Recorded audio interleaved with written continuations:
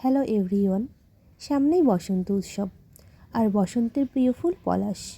আর এই পলাশ দিয়ে নিজেকে সুন্দর করে সাজিয়ে একটা ইউনিক লুক দেওয়াই যায়।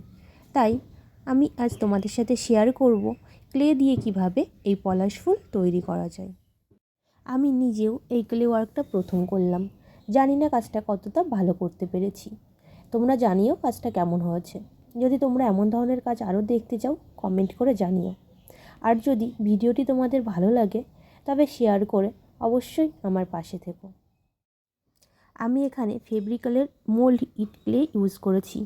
প্রথমে ক্লে আর হার্ডনারকে সমপরিমাণে ভালোভাবে মিশিয়ে সেগুলি আঙুলের সাহায্যে পলাশ ফুলের শেপ দিয়েছি।